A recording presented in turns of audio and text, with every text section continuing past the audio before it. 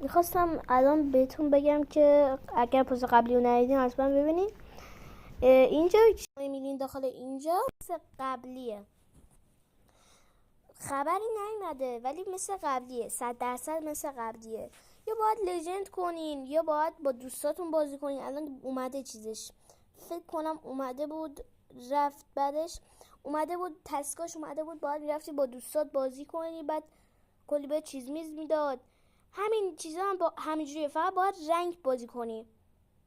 مثلا کامپلت سی رنگ امپی رنگ مچ نمیشه تموم کن 30 تا رنگ مچ رو داخل مولتی پلیر. این خیلی راحته، میتونید این ویوان هکس هم بگیرین. و خواهم یه چیزی هم بهتون بگم که این کل جوایز رایگان مثل سی پی و اینا داره. مثلا میتونین 10,000 تا یا 11,000 تا بزنید که وقتی این 2 روز گذشت بهتر که شما یه دونه ریژن انتخاب کنین که هیچ کس انتخاب نکرده باشه. یه دونه ریژن پیدا کنین که کسی انتخاب نکرده باشه.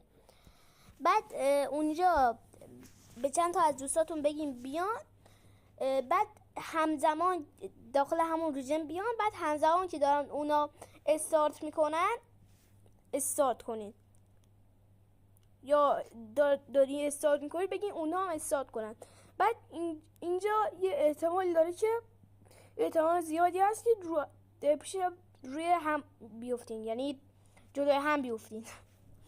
بعد با این اتفاقی که میفته شما میتونین خیلی سریع اون 30 تا مچ رو کامل کنین، چه ببازین چه نبازین مهم نیست، فقط با 30 تا رنگ مچ کامل کنین که خیلی هم راحته. یا مثلا کامپلیت تیم اپ، یعنی باید تیم خودتون رو کامل درستش کنین، یعنی هر 5 نفر از 5 نفر باشه، بعد 40-50 تا یا فوقش 10 تا مچ پلی بدین که بشه. بعد اینجا میتونین خودتون دیگه چی کنین، همین چیزایی که من توضیح دادم میتونین ویدیو کاملش رو خود احمد لجند ببینید، ولی این شورتشه دیگه. ممنون، خداحافظ.